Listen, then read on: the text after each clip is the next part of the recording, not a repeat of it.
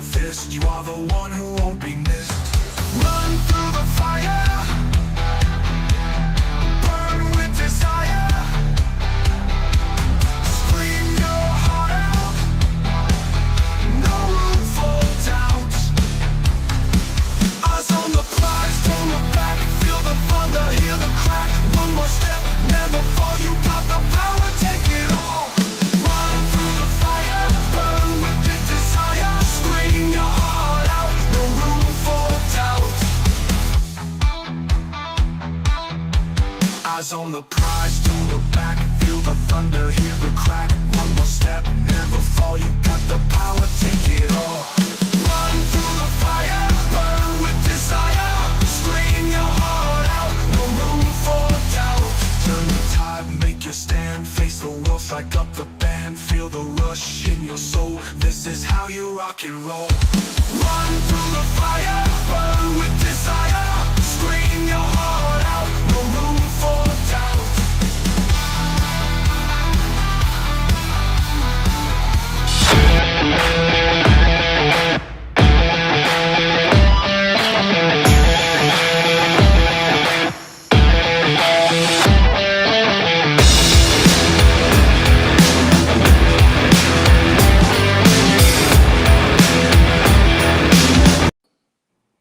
Boy, that ended abruptly. Hello, everybody, and welcome to an all-new Road Trip After Hours. I'm your host, Mac Davis, and along with me, of course, each and every week is none other than WWE Hall of Famer, Mr. Teddy Long. Hey, Teddy.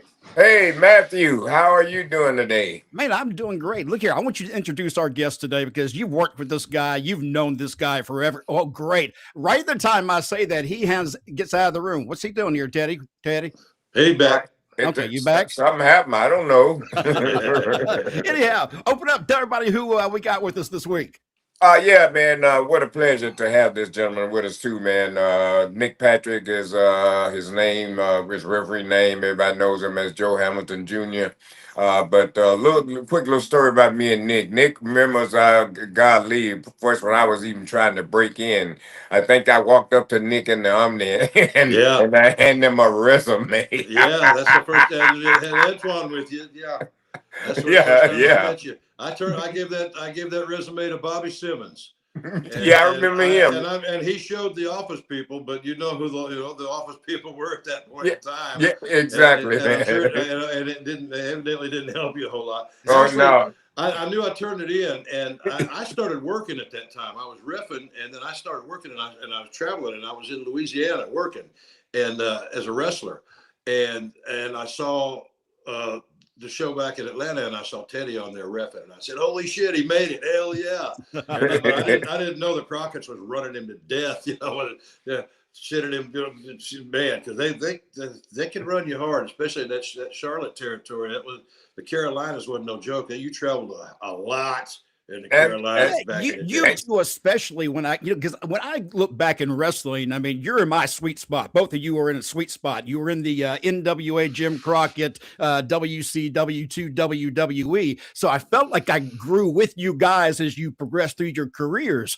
But man, I was thinking today, it seems to me, and you tell me if this is true or not, Nick, because it just feels like the fans of the early days were a much different fan than that there is of today. I believe those folks truly, genuinely believed in a lot of cases what they saw. And even if they didn't, they would just, they would give that, they would let go of that, functioning going, no, I'll go with it. But is there a difference in the fans today and yesterday? Yeah, I believe there is, because and it's not all on the fans either. It's a lot on us. It's because the presentation is completely different. Yes. There were a lot more believers back in the day because we tried to make believers out of them back in the day, and kayfabe was like, especially I grew up in this. This is all my from day one of my existence. I got pictures of my mom holding me at shows. But kayfabe, man, back in the day was real, man. I saw all those Armstrong boys as a kid, but then Bob was a babyface and Pop was a heel, so they were on the. If we ever all met together at the old city auditorium, sometimes they'd take their families every once in a while. Heels was on one side, babyfaces was on the other. Kids wasn't playing with each other. You know, I mean, there was kayfabe. There was, I mean, I never even met and spoke to Brad Armstrong until we were both in the business and working at Georgia Championship Wrestling. Both of us greener than hell, you know, but I had seen all of them, you know, as kids, you know, and I knew who they were, but the kayfabe was the real shit. There was only a couple of guys that Pop ever broke the kayfabe with, and it was just like they would come to the house, and it would, you know, they wouldn't be out anywhere, you know, and it would be, you know, it would just be kept quiet. They'd come and they'd go, and well, let's talk about your dad. First of all, is Jody Hamilton, the assassin. Yes. Now, when did he smarten you up? I can always remember being smart because he didn't want me to be traumatized. Yep. You know, I mean, he didn't smart me up to every, you know, of how the actually things worked, but he let me know that he was friends with this guy. You know, like if I was there at the matches and he was about to go out and have this, you know, blood and all that, he would get me with the guy and say, look, it's going to be rough tonight, but this is my friend and we are friends and we're doing this together. And I'm not mad at him and he's not mad at me. Yeah. And when it's done and we come back, we're going to shake hands and we're going to be friends again. So I want you to understand that, you know, this is our business, is what we do. And I was a little kid, just listen, yes, sir, yes, sir. Yeah. I was in elementary school flushing blades down the toilet stool. And so they'd come back and go, kid, go flush this down the toilet. You know, okay, yes, sir, yes, sir. You know? And did you catch on at that point? Okay, I know what these are for now. Oh yeah, and that terrified me too because I was a little kid. I was scared to get a shot as a little kid, you know. And I thought, oh my God, I couldn't believe when I found out what they were really doing. I'm like, oh no way. I'd rather somebody just bust me open than do that. I thought, you know, I didn't know as a kid. I was a kid how bad getting busted open hurt too. So. Oh yeah, I was surprised by how many guys would carry them in places you wouldn't expect them to carry a blade. I know some would actually tuck it up in their cheek of their mouth. And crazy, and on your fingers, and I used to have to stick it in my pocket sometimes. And when you have to go in your pocket to get it, 9 times out of 10, that some bitch is going to stick you somewhere on your hand, in your finger, or somewhere, you know. And if you think about it now, think of how unsanitary that is. And think about this, sweat and the dirty ass mats. Yeah. And Nick, if you remember this, you remember Dennis Condrey, you know, he left a piece of the blade in his head. They had to take him to the hospital. He kept having headaches. Headaches, didn't know what it was, and they finally checked him. He's left a piece of the blade in his head. Wow. Yeah, them old blue blades were real flimsy. They could, you know, if somebody hit you while he was doing it, I can see how that could happen. Oh yeah. I mean, you dig a little harder than you really want to go. I got a funny Dennis Condrey story. Oh, please. Back in the day, he was working Georgia Championship Wrestling, and they made him the Georgia Heavyweight Champion for a short time, right? And that's when the limelight was kicking big time in Atlanta. You know, everybody was going and partying, and this guy, you know. And I was fresh. I was only a couple of years out of high school, you know, so I had a bunch of young lady friends, you know, that used to be cheerleaders and all that. And, you know, we see them up there every now and then. So we was all going to go to the limelight one night, and I was going, and Condrey was going to be me and Condrey and Stan Lane, and I think Eddie Mansfield, I think was the group that was going to go.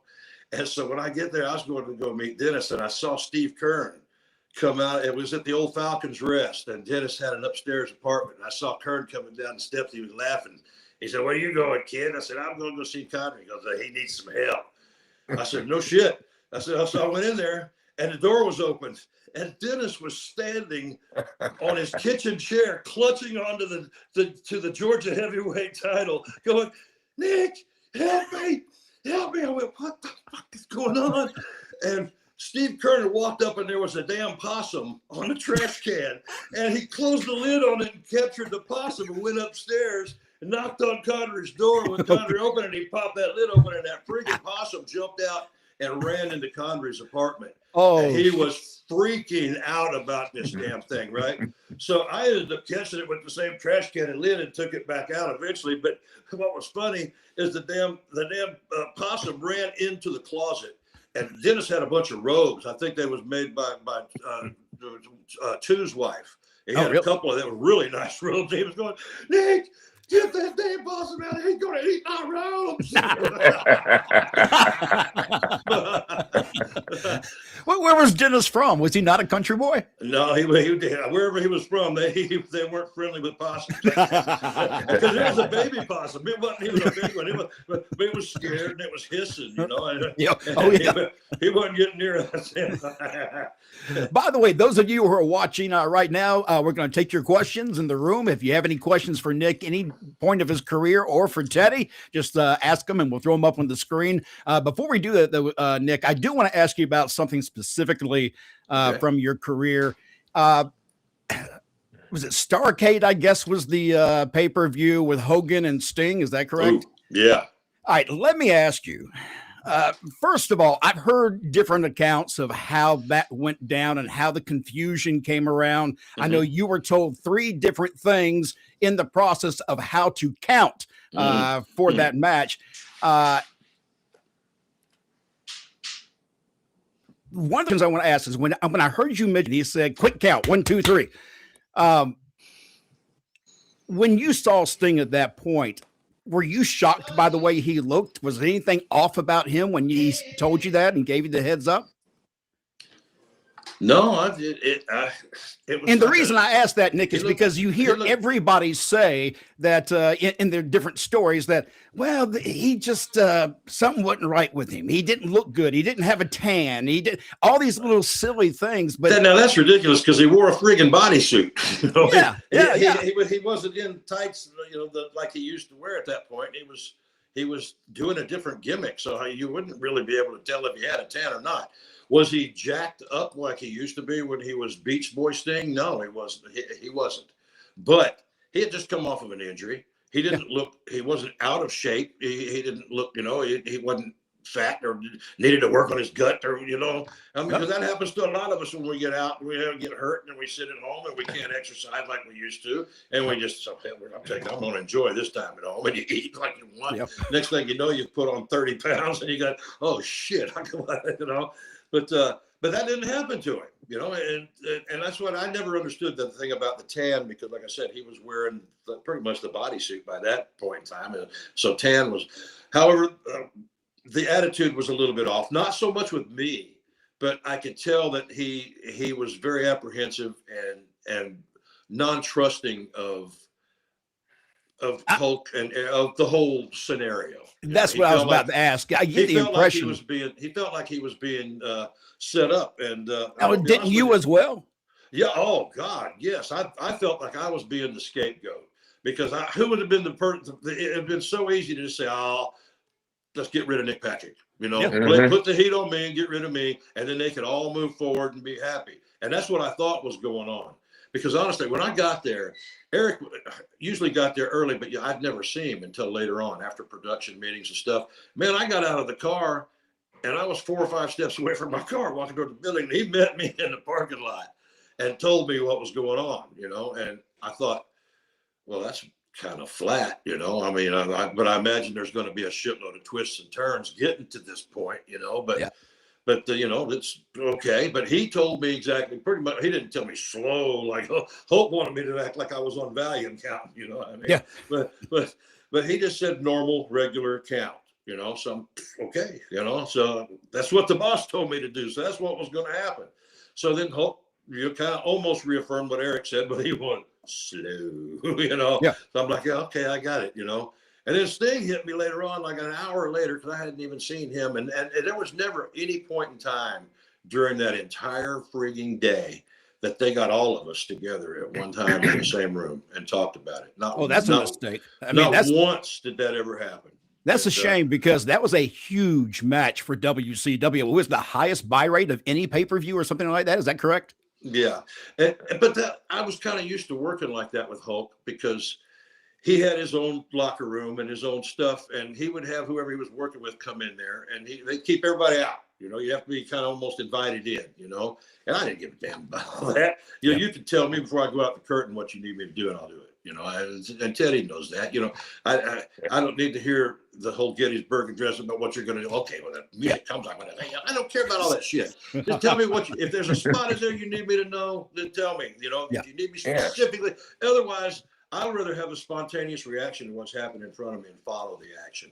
It looks more real, and I think that works better for announcers too, because a lot of times when announcers already know where it's going, they try to lead you to that way instead of letting the story take you there. They try to lead you there, you know. So. Yeah, I've always preferred announcing in wrestling to be a reactive announcing to what is happening in the ring. Don't tell me about everything else that's happening on Sunday and next Tuesday. Focus on the match and give match call.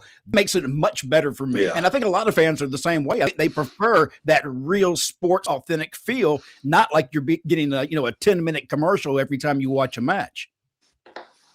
It doesn't look as scripted. I mean, you get emotion. You know, a lot of times when you just go move for move and you thought everything that you talked about in the back and you don't go outside the box, you leave emotion out of it a lot of the times, you know, and because a lot of times when you're just out there working, cool shit happens and things present themselves, and you know, and you miss all of that if you're just going to stick to what just stick with what we talked about. And a lot of these young green kids think that if they go out there and they have a match and they didn't forget any of the 2 hours of shit that they talked about, that it was a great match. Forget whether the people reacted to it, whether they jerked them up, they had them down, and they got them set. You know.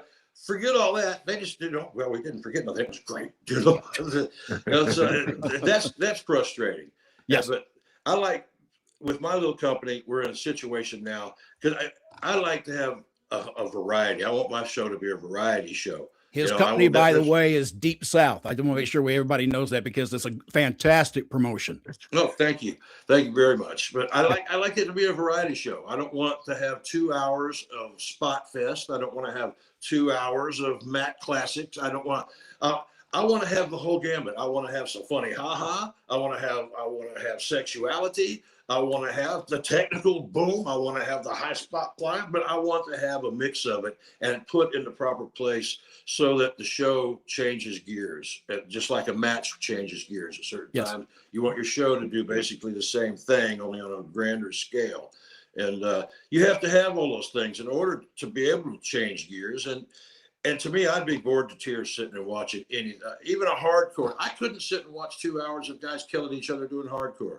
It takes me, it's about 10 minutes, and that's not all I can do, you know? Yeah. Because I'm looking for, you know, I like more of the work aspect of it, the storytelling aspect of it. But you got to have a little bit of everything. Think that all three of us are that way. Yeah. Yeah. Yeah. All right, guys, real quick, we're going to take a quick break. We're going to come back with your questions for Nick and for Teddy. I do want to mention that we have a special guest again next Thursday night, and here's a clue. Anytime Abdullah the Butcher is in that squared circle, his opponent is in for a lot of trouble. Abdullah the Butcher, a man who appears to be almost impervious to pain, a man who has nothing in his mind at all but to destroy and destruct his opponent as quickly as possible in the ring.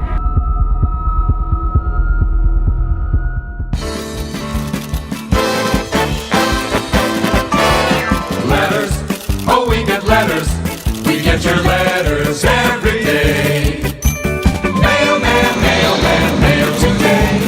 Reach right in and pull one out. Those letters, I love those letters. Let's find out what you got to say. Oh boy! Mailman, mail today.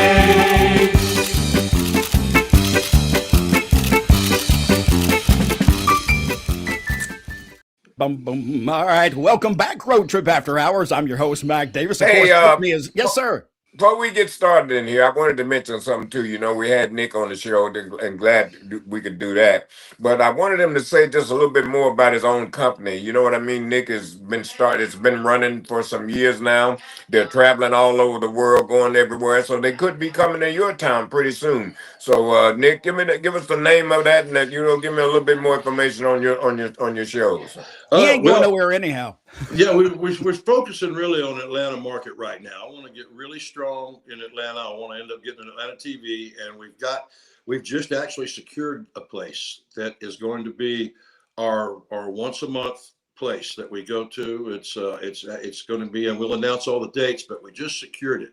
And cool. it's indoors too. So, Yeah. you know, because I've been loving doing the outdoor shows, but there's always a risk, and you can't go year round. You know, I mean, it's too rough on your talent and your fans, and you know, and we've But you know what, though, Nick? lucky. I don't mean to cut you off, but I do want to say I have seen, because I watch a lot of the videos after the fact. I kind of keep up with what happens with your shows, and I've seen some very cold temperatures where shows were held. I've seen where storms just got finished where the shows were held, and every time it's a packed house. You pull in a great amount of people to these shows. Well, you give them a good show. Yes. Well, and they're getting familiar with our characters now, and the shows that we run and a lot of the places that we run are right off that belt line in Atlanta. And that thing is it's so awesome because people up and down all day long. So we get our regular group of people and the people that are from that area, because we promote that little area hard, you know. Yep. But we also get people that are walking by all day long. Oh, look, there's wrestling. And because we don't have a head count. The wrestling is free where we're at. You know, if you come, get to watch the wrestling, you got to buy their food and drink and all that, but you get to watch the wrestling for free. So the way we get an estimated head count, because we're not selling tickets, is by how many tabs we sell. So those people that are walking up and watching for a match or two and then leaving, they're buying something, you know, and it adds to our total, you know, and I want to count those people. They come up, you know, even if they might not stay for the whole show, but they may leave. But then there's some other people coming from over here that do the same thing. And we have our core group that gets there early to, you know, to get in close and, you know, to get the seats. But everything that fills in all around it are people that, you know, and a lot of them stay, you know, once they get to watch it, a lot of them are hooked and they stay for the whole thing. But there is a lot of people that just come up and like, oh crap, you know, I didn't know they had wrestling. Well, let's check it out, you know. And we get a lot of people doing that. And that's the good thing about the outdoor events that you do, because you can draw those eyes where if you're in the building, they're not going to be able to just go, oh, what's that over there? Other than seeing a bunch of cars in a parking lot. So those outdoor shows have done you very well. I think the one that we went to, Teddy, I believe it was outdoors. We were at barbecue place, had great beer and food. Oh man. And we have a good time. Entertainment. We have a good time. You know, you can come and eat and drink, and you know, the food's great. It's drink specials, and you know, it's adult entertainment, but it's kid friendly as well. You know, yes, bunch of kids that come, you know, and we're conscious of that, you know, and we know even though we're inside the city and inside the perimeter, and you can get a little more edgy, you know, especially in certain venues. We're very conscious about, especially the restaurant places and the breweries and stuff that we do, because that's family oriented. You know, you're not going to go in there and go blood and guts and cussing and all that stuff. You know, but I want to know people to know that we have that edge, but we only bring it out in appropriate places. You know, you know, you have to know your area, you have to know your crowd, and you know, so when we do pay shows, and those are coming, that you're going to get a lot more. You know, you're going to get more of it's going to be more raw stuff that we can't give you in the other venues. But what we do give you in the other venues is not selling it short, is storytelling and athleticism and young kids that are hungry. And young kids that are hungry, they bring a different level of work than folks that are complacent and happy. They're just doing it for fun. You know, hey, I'm not looking to go somewhere else or make it to another level. This is just fun for me. You know, people that have that hunger bring a different level, and that's what I'm looking for. I'm looking for kids that are trying their best and everything they have to bust through the next level, and that promote themselves. I look at that as well. You know, I don't just because some kid can do a couple of moves. Well, that's fine and dandy. There's a lot of people that can do a bunch of moves. When and why and how, you know, how is not that hard. When and why is ultimately important. But all right. All right, let's see. We have Dwayne in here saying good evening, and we also have pretty classy lady. She's popping in the room as well. Good to see you in here. Zach Minger, one of our regulars into the room. Day and National App Day. So there's no food this week, Teddy. Zach is too much. Yeah, man. Teddy, have you stretched anybody today? It's No, I National haven't. Stretching Day. I'm gonna go. Let's go stretch somebody when this is over. I want to stretch. Come here, kid. A Stu Hart stretch. Ellen is in the room. Hey, Ellen's great to see you in here. I hope Buddy's watching as well. She says, my three favorite fellows. Hello, everybody. All right, Sweet. Miss. All Super right. lady.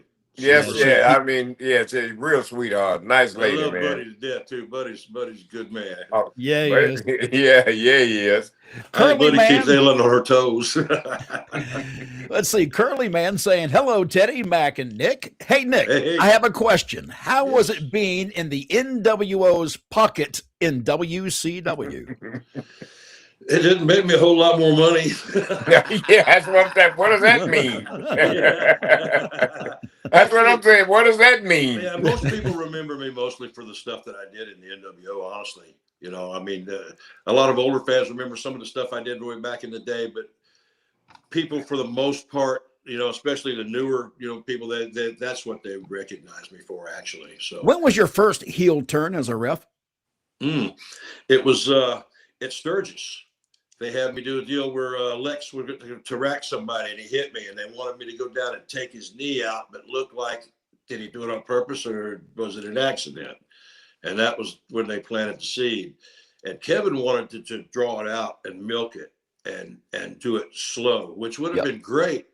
But they just hated me, man. They got so mad that I was trying to tone it down like he told me to, but they just was like, wow. I had so much heat there for a minute. They had me actually. They would at some of the shows they'd pre-record the yays and the boos so they could put them in there for matches that's not getting have that pre-recorded. I'd go out there and I'd come out there making my face and like that was my deal. I played off. I think of myself. I'm that guy that most folks look at and they say, I know I can whoop his ass. And so, you know what I mean? So for somebody like that to come out and be mean mugging you, and like, it's just like, I want somebody to whoop his ass. You know? So that was the psychology that I used, that I played off that. I wasn't, and to lie about everything, to sneak, that lying and sneaking, that's just natural. But being that guy that everybody knows that they can whip his ass, but especially when his big friends are around, then he's then he's really up. Then he puffs his chest out. I'm a bad motherfucker. Yeah, boy, come and get some of this. Yeah. So that was how I played off of that. How did you feel about doing a heel turn like that? Was that any concern for you whatsoever? Yeah, I was about to say, man. It gave me a chance to show them I could do more than just be a ref. I knew it because I worked for years, and some of them didn't know that. There you go. And I wanted to show them, hey, look, man, I can do more than just be a ref. I can do this. I can agent, because I ended up being an agent for a while at WCW. So, but that was the first step of showing them that, look, man, if you give me something to do, it's going to get done right. When I get there and they give me promos, they never give me, like now, they kids got 3 pages of shit they got to go remember and rehearse. I'd get there and Eric or somebody would pull me off to the side and say, look, get these bullet points in, bling, bling, bling, 3 or 4 things, and then just be you. And I'd go out to my car and I'd smoke and I'd sit and I'd get those things in my mind. And I would come up with this promo and I'd look at myself in the mirror and I'd say, okay, this is the perfect time I can give it some of this shit, and I would just think I'd get it in my head, and I wouldn't overdo it because then you start getting nervous, But I would get how I wanted to flow from one bullet point to the others, and I made sure that all their bullet points got covered. And I just come up with my own promos and went out and did them. Well, you had to, because they didn't have no writers back then, So they wouldn't. Yeah, they had writers, but not that detailed. Well, Give people guys leadway to get their character over in their way, Well, like they did, they're taken away from people now. Yeah. Well, like they told you, here's the bullet points. Yeah. And then you go from there. Yeah. I want to say hello to Christian Rodriguez Espino. I hope I said that right. Saying, how's it going, guys? Good to have you in the room, Christian. Also, you probably know this fella, Nick. This is 40-ounce C-Dub. Yeah, C-Dub, my man. He's one of my Deep South guys, man. You got to meet C-Dub one day. I'll introduce you and C-Dub. Oh, no, I know him very well. I know him very well. Okay. Oh, good. Yeah. He's a hoot, man. The last time I saw him, I was Oh, I was covering midget wrestling for a TV station, and he showed up at the midget wrestling, and we got to talk a little bit. He's hilarious. Well, I always told him his videos for like YouTube and things like that or social media. The guy's so just, oh, great stuff. Yeah, there's been a couple of times that I knew that I could do something with C-Dub other than he doesn't, he's got personality. Yes. And he doesn't have to be a wrestler to be a character. No, right. And we were trying so hard to get him into this mold, but man, we used to do promos at the end of practice. And there were several times that and a lot of kids freeze it up. It's promo time. It's like, oh shit, deer in the headlights.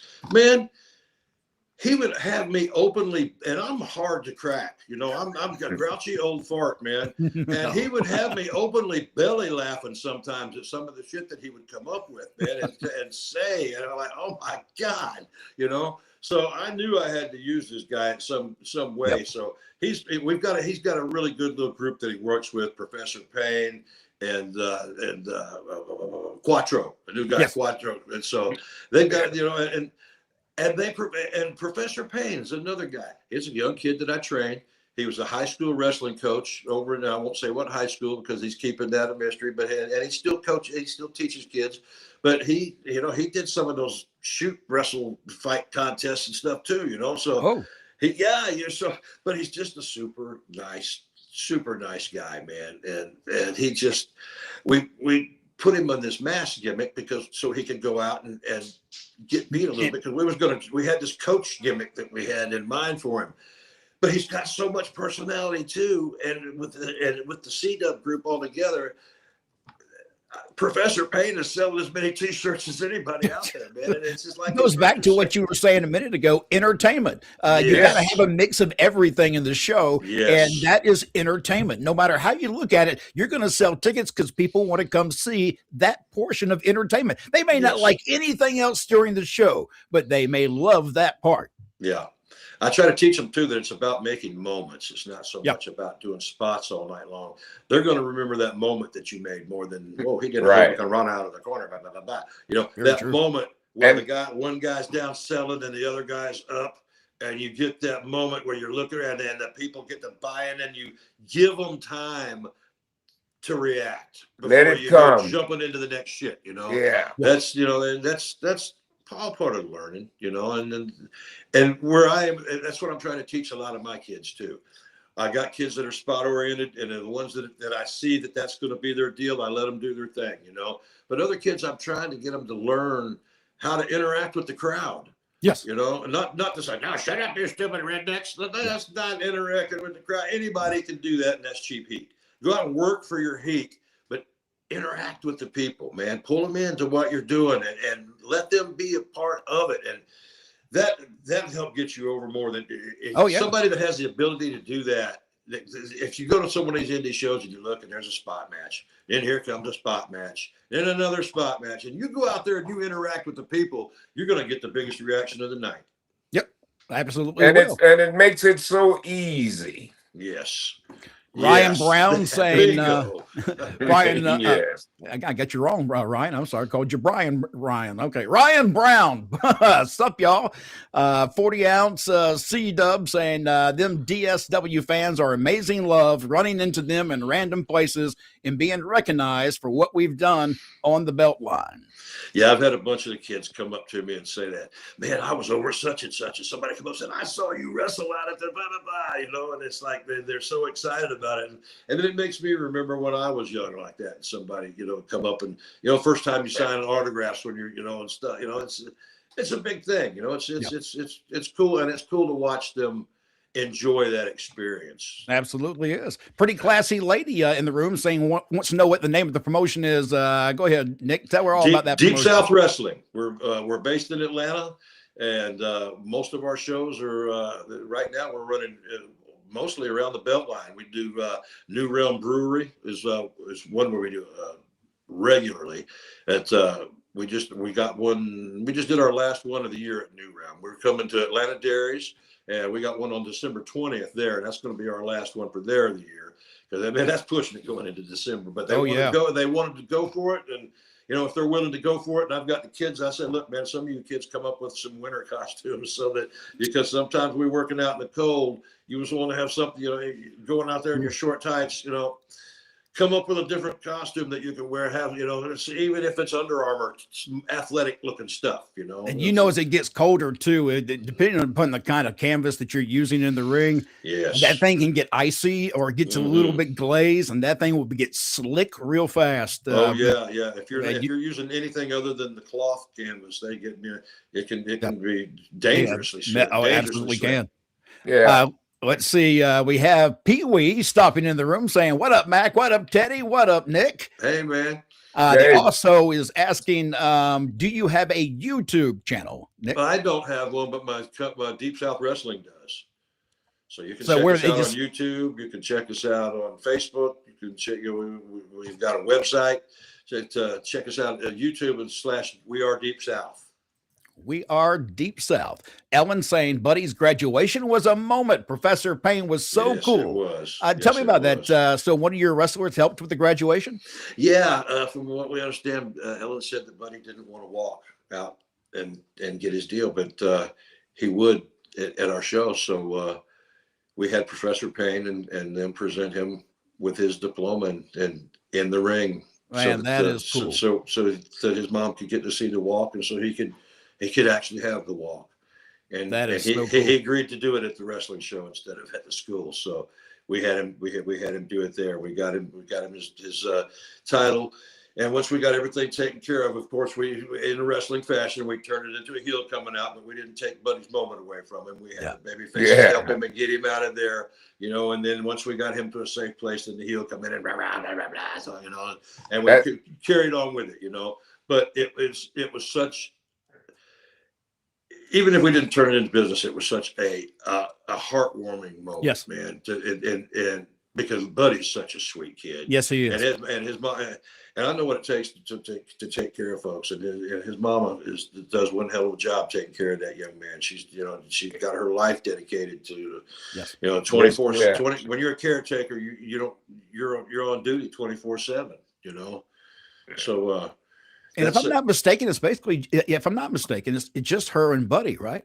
I think she has one other special needs child that she takes care of as well. Does she really? Yeah. Wow. I heard her say that. And this is one of the fans. For those of you who are watching, she is a fan that's in the Georgia area, and she goes to not just one promotion show. She goes all over. Yeah. You see her everywhere. She takes Buddy wherever he wants to go based upon the card. I think a lot of times who's going to be where, and he's got to make a choice about where he wants to go. But she is phenomenal. Teddy and I have talked about her on the show before. Just what she does for her children. Inspirational lady. Yes. Yeah, Ellen Divins. That's her name. Yes. Absolutely a sweet lady. Nick, we're out of time. In fact, we're a little bit over here. Tell everybody where they can find you again and Deep South Wrestling, both you and Deep South Wrestling. Okay, you can check us out at Atlanta Dairies on December the 20th, and on January the 4th, we are going to be at Monday Night Garage on the West End in Atlanta. And that's going to be our new indoor once a month deal. And we're going to start live streaming a show once a month. And I'm shooting for that one to be our first one. I'm hoping that that's going to be the deal. But that's where we're going, man. We got that going. We got you got your own podcast too now, Nick. Yeah, I'm Nick Patrick's Mailbag, and so you can hit me up. And it's talk just like we're doing here, man. Then you guys are always welcome at Deep South Show anytime you guys want to come, man. And I'd really like to, y'all want to come check out, especially when we start live streaming there out of Monday Night Garage there on the West End. It's right there by where the Tyler Perry Studios. It's real close to that. Okay. Yeah. So it's real close when you get off that Lakewood exit and down, and a couple exits down. It's just down in there, man. But it's excellent, man. It's food and beer. They got the fire roasted. They got the fire stone pizzas there too. Oh, yeah, and those are big sellers there, and all the different craft beers. It's a good time, and the wrestling is off the chain. Those kids are so excited. The crowds are packed, and they're bringing an energy, man. It makes wrestling fun again. You know how it feels sometimes when it's a business, and when you're in the ring and you're performing, you're enjoying it and it's fun, but there's so much of the other part around the business that it sucks all the fun right out of it. You know what I mean? Right. When you see the energy level that these kids have and the show that they put on, and because I got a crew of hungry young Hellcats that are out there trying to steal the show and trying to be the best they can be and try to get to the next There you level. go. There, I'm about to say that's it. All right. So that's what, I'm not trying to, I'm not trying to sell older guys that are having fun and doing it. Just, if I got an older guy that can really go and is passing something on to somebody, then I'm down for that. But I'm mostly about the young guys and young ladies going out there and getting it done. Nick, it's all about knowing when to take the cape off. Yeah. I tell you what, I don't even want to climb up in the ring and make announcements anymore, man. That shit hurts. I had to do that the other day, and I said, dang, man, how did I used to just run and jump and bounce my knee off the apron and stuff. I ain't running through no airports, every now and then, but no, brother. And man, if I have to run, I'm just going to be hurt because I ain't running. I'd do better off standing and fighting to the death. And it hurts me to run because my knees, I hurt myself worse running than I would standing and fighting. Hell, I don't even know if I can. I ain't running on nothing but that elliptical. That's all I'm running. Yeah, and I certainly ain't going to outrun anything. That's for sure. So I might make them laugh where I could get away from them. All right, we got to get out of here. We got to get out of here. Nick, I appreciate it very much, my friend. We'll have you back. I enjoy when this is the second time we've had a chance to talk with Nick, and I always enjoy talking to you about different things, mainly because we just talk shit. And that's what I love, when we can just sit down and just have a conversation and talk about fun things. Everybody else, we'll tell the Glico Beak story next time. No. Okay, hold on. We got to go. How many times I said they're going to kill us? All right, tell me the name again and where that originated from. All right, I didn't work out for the longest time, and Teddy was like a maniac, hours of cardio. So he got me started back working out. When I first started, I was like 10 minutes is all I could do. Well, the first hour I got, it's WrestleMania in Seattle. I went the hour on the cardio. So we get back to the room, we're smoked up, and I was proud of myself for doing an hour. And I looked at him, I said, damn, Teddy, I can make a comeback now. And I hit a most muscular, I could be Geeko Bleak. And we were high, and we just started laughing like hell, right? And in the middle of us laughing, Teddy said, Glico Beak, and when he said Glico Beak instead of Geeko Bleak, we busted out laughing even harder. And we thought, damn, Glico Beak's even better than Geeko Bleak. So, so Glico Beak stuck, man, and nobody knew what the hell we was talking about ever. But that's how Glico Beak come around, man. Oh man, that is so cool, man. I appreciate it. All right, we're out of here because we're gonna get cut off if I don't get us out of here. I'm Mac Davis. That's WWE Hall of Famer Teddy Long, and of course our special guest, Mr. Nick Patrick. We'll see you again next Thursday night, 7 o'clock Eastern Standard Time, right here.